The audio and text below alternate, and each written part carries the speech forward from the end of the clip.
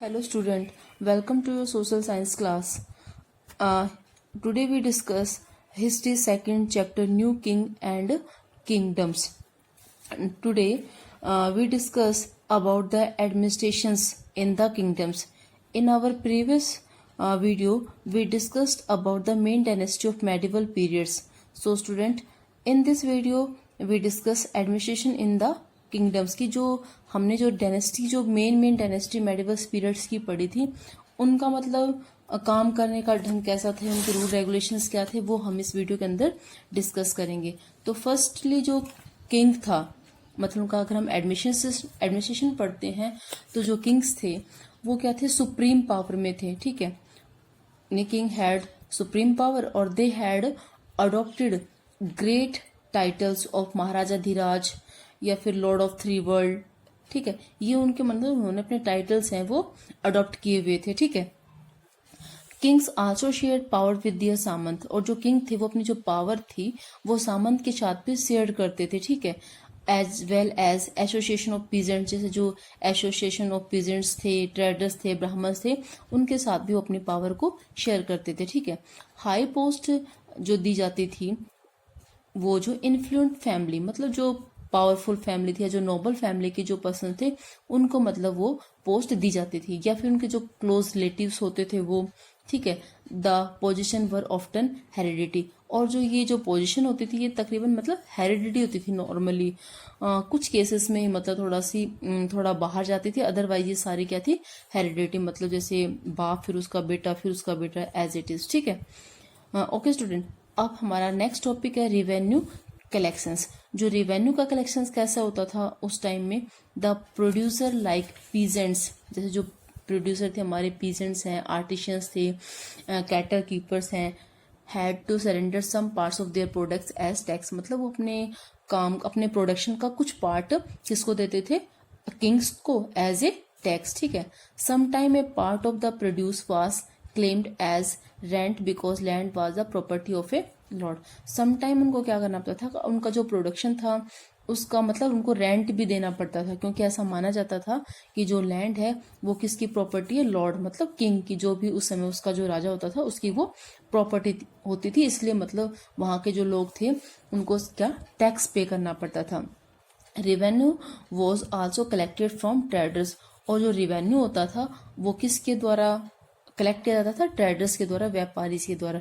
Revenue होता है जो मतलब लैंड के ऊपर जो टैक्स लगाते हैं जिसको लगान बोलते हैं। ठीक है, there was expansion of trade across the sea and the fortunes of the kingdoms, thus revenue collection was broad based. जो ट्रेड था, जैसे जितना एक्सपेंड होता था, जितना एक्सपेंशन होता था उसमें, जैसे अगर समंदर का था फॉर्चून मतलब जो लैंड बाउंड्री थी वहां थी, जितना राजा का एरिया होता था वो उस अकॉर्डिंग मतलब अपना जो कलेक्ट करता था।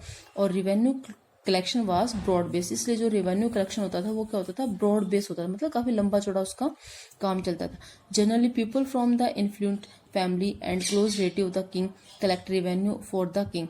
नॉर्मली क्या होता था कि जो नोबल फैमिली के जो पर्सन थे या राजा के जो बिल्कुल जो किंग्स के जो क्लोज रिलेटिव होते थे वो रेवेन्यू कलेक्ट करते थे, और these position were often heredity, और जो पोजीशन उनको जो मिलती थी वो क्या होती थी, हेरिडिटी होती थी, मतलब उनको वंशानुगत होती थी वो।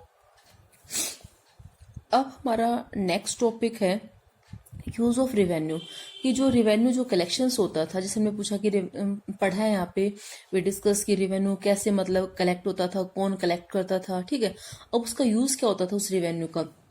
इन these kingdoms resources were use for the following purpose, इस पर्पज से मतलब रेवेन्यू को यूज करते थे। First to finance the king establishment, कि मतलब किंग की जो फाइनेंस कंडीशन थी उसको इम्प्रूव करने के लिए।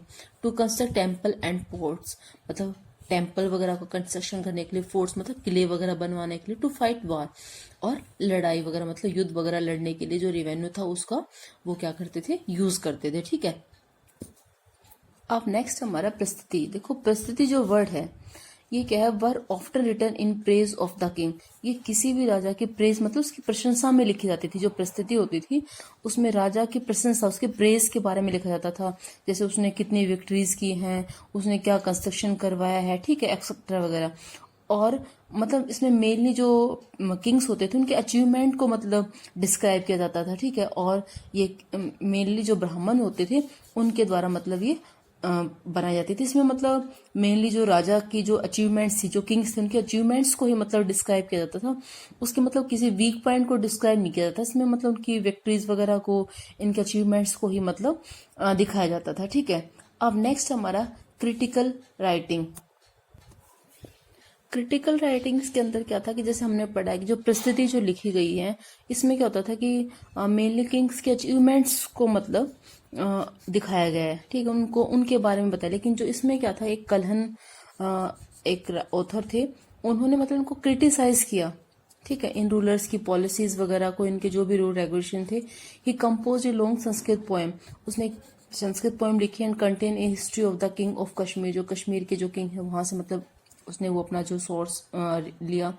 ही took the help of a variety of source, और उसने जो सोर्स है मतलब कहाँ से हेल्प ली, जैसे इंस्क्रिप्शंस हैं, डॉक्यूमेंट्स हैं, अर्लियर हिस्ट्रीज हैं, आई विटनेस अकाउंट्स हैं, यानी इन सोर्स से उसने हेल्प लेके इन रूलर्स की जो पॉलिसीज थे, इनके जो रूल रेगुलेशन थे, उनको मतलब क्रिटिसाइज किया, उनके वर्क को कम्प्लीटली मतलब बताया कि भाई वो किस तरह से काम करते थे। मतलब मैं उनकी अच्छी और बुरी दोनों बातों को, मतलब उनकी गुड हैबिट और बैड हैबिट, मतलब दोनों को डिस्क्राइब किया गया। जैसे प्रस्तुति के अंदर उनके सिर्फ अचीवमेंट को डिस्क्राइब किया गया था, लेकिन इसके अंदर मतलब उनके अचीवमेंट्स को भी, और उनके मतलब जो भी उनकी कुछ ऐसी भी पॉलिसीज वगैरह थी जो मतलब बेनिफिशियल नहीं थी पीपल्स के लिए, तो उसको भी डिस्क्राइब किया गया।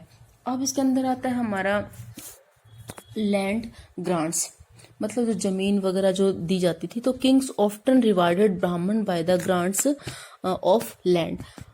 राजा क्या करते थे, नॉर्मली उस समय जो ब्राह्मण थे उनको जमीन मतलब दान में दी जाती थी, उनको रिवार्ड मतलब इनाम वगैरह दिया जाता था। जैसे वो उनके बारे में कुछ लिखते थे या उनके ऊपर कुछ पोएट्री वगैरह लिखते थे या कुछ और काम करते थे, तो राजा खुश होकर उनको क्या करता था, जमीन वगैरह उनको मतलब दान में देते थे। The grant were recorded on copper plates, और इस रिकॉर्ड को मतलब एक कॉपर की प्लेट होती थी, उसके ऊपर मतलब लिखा जाता था कि भाई कितनी राजा ने दान दिए। This recorded plates were given to those who receive the land, और ये रिकॉर्ड प्लेट किसको दी जाती थी, जो लैंड को रिसीव करता था, मतलब जिसको जमीन मिलती थी। A person who receive the land could collect tax from it, और जिस पर्सन को ये मतलब लैंड मिलती थी, वो उस लैंड के ऊपर जो भी टैक्स आता था वो उसको कलेक्ट कर सकता था। ठीक है, तो इस वीडियो के अंदर हमने मतलब जो उनका एडमिनिस्ट्रेशन पावर था वो पढ़ा है कि किंग्स की क्या पोजीशंस थी, वो कैसे अपना काम करते थे।